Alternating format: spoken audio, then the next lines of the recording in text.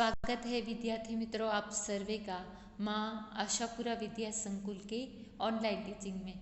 आज हम कक्षा 10वीं में चैप्टर नंबर 70 कश्मीरी पद का अभ्यास करेंगे। विद्यार्थी मित्रों, हमें आगे के वीडियो में जो पढ़ा था उसका क्या करेंगे, थोड़ा सा पुनरावर्तन, फिर आगे का अभ्यास करेंगे। विद्यार्थी मित्रों, आगे के वीडियो में क्या हमने देखा था कि जो कवि है वो कश्मीर का जो सौंदर्य है, उसकी यहाँ की हवा है, उसका जो वातावरण है उसका वर्णन किया है। वहाँ की जो हवा है वो बहुत ही सुंदर होती है। वो ऐसा प्रदेश है जहाँ वो बर्फ़ से ढका रहता है। और आगे क्या देखा था कि जो भंवरों की जो गुंजान होती है उसका मधुर सुर सुनाई मिलता है। और जो सूर्य के किरण है वो मालिन की तरह लगती है और किरणें हैं मालिन बनकर आई हो और झील के किनारे पर अपनी डालियों के धूप निकाल निकाल कर बजरी पर बिखरे रहते हैं। और जो जंगल में जो तितलियां होती हैं और होड़ लगी हुई है और हवा बहती है और जंगलों में जो गज़ल का स्वर सुनाई देता से लगते हैं। और जो उसकी ज़मीन है वो दूर दूर तक फैली हुई दुबी ऐसी लगती है। और जो वहाँ की ज़मीन है उस पर हरे रंग की कालीन बिछी हुई हो, जहाँ कभी मौसम बदल जाता है। और क्या देखा था कि जो कल्पना आई में दृश्यों में कभी बदलाव भी आ जाता है। और वही कहीं चरवाहे की बंसी है वो मधुर स्वर की वातावरण में भिन्न हो जाते हैं। यानी कि अच्छे से जो सौंदर्य है उसका वर्णन किया गया है कश्मीर का। अब हम आगे देखेंगे। पलछिन की किसी बहाने से गुजरती हुए जमाने से बस्ती करती बात जहाँ है दूर खड़े वीराने से, चश्मे जहाँ हिमानी है फूल जहाँ रुमानी है, हिल हिल कर कहते पत्तों से चांद छुपा बदली में। यानी कि इन पंक्तियों में क्या बताया है कि जहाँ कहीं बस्ती है तो कहीं निर्जन स्थान है, वे एक दूसरे से संपर्क साधते हुए लगते हैं। यहाँ ठंडे पानी के अनेक स्रोत हैं। समूची घाटी सुंदर सुंदर कोमल फूलों से भरी हुई है। फूलों को देखकर लगता है कि जैसे वे अपने पत्तों से बात कर रहे हो कि देखो चांद बदलियों में लुप्त हो गया है।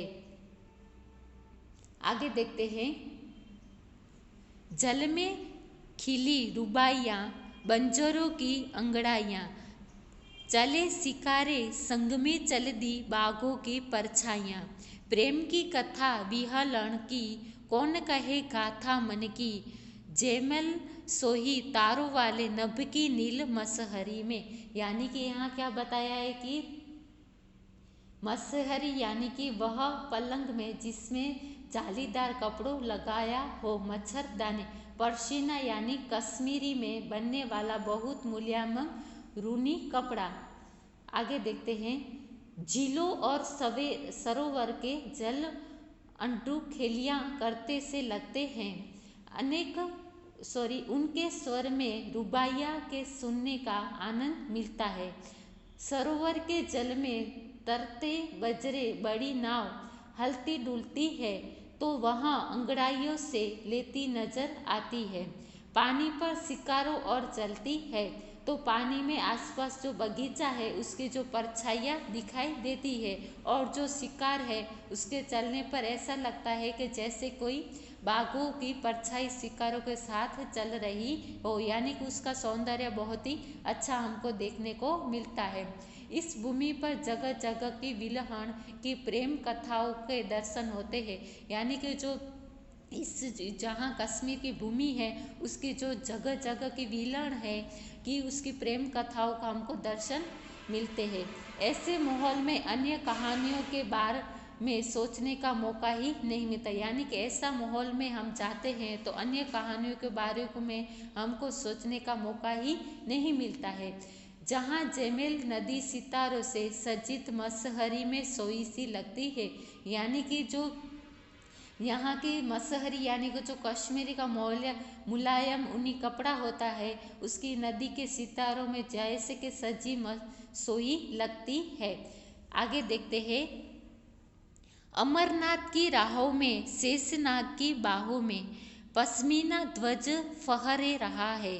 देवदारू की छाहों में मन जिसका गंभीर है वह अपना कश्मीर है। दाग लगे ना देखो भारत की बर्फीली पगड़ी में, चलो चले फूलों की घाटी में, नावों की नगरी में। यानी कि विद्यार्थी मित्रों, इन पंक्तियों में कवि ने क्या बताया है कि इस प्रदेश में अमरनाथ जैसी पवित्र गुफा और शेषनाग जैसा विशाल सरोवर है। कहाँ? कश्मीर में। पूरा प्रदेश देवदारू के बड़े बड़े वृक्ष से भरा पड़ा है। यानी कि जो कश्मीर प्रदेश है वहाँ देवदारू यानी कि यहाँ देव दर्शन बड़े बड़े वृक्षों से भरा पड़ा है। हमारा तिरंगा झंडा शान से फहरा रहा है। यानी कि वहाँ जो हमारा भारत का तिरंगा है वो शान से फहरा लगा हुआ है। यह हमारा कश्मीर है। आज हमारे कश्मीर पर दुश्मन की कुटिल निगाह है। समस्या जटिल है पर हे वीर जवानों, तुम सर्फ रहो और इस बात का ध्यान रखो कि हमारा कश्मीर आंच न पाए। यानी कि यहाँ कवि ने क्या बताया कि जो वीर जवान है उसको क्या बता रहे हैं कि तुम सतर्क रहो और इस बात का ध्यान रखो कि हमारे जो कश्मीर है उस पर आंच न आए। आओ फूलों की घाटी और नावों की नगरी में चले। और क्या बताते हैं कवि हमको कि चलो हम फूलों की घाटी में चले और नावों की नगरी में चले। यानी कि आओ फूलों की घाटी में और नावों की नगरी में हम चले। यानी कि हमको यहाँ कश्मीर का जो सौंदर्य है, उसका वातावरण है, इनका अच्छे से परिचय इस पद में कराया है। विद्यार्थी मित्रों, हम अच्छे से पद का अभ्यास कर लिया। स्वाध्याय कार्य में प्रश्न नंबर 1 एक एक वाक्य उत्तर, प्रश्न नंबर 2 2-3 वाक्य उत्तर, प्रश्न नंबर 3 5-6 वाक्यों में उत्तर, प्रश्न नंबर 4 पर्यायवाची शब्द, प्रश्न नंबर 5 विरोधी शब्द, प्रश्न नंबर 6 विशेषण। ये सब पूरा स्वाध्याय कार्य आप अपनी पक्की बुक में लिख देना। Thank you.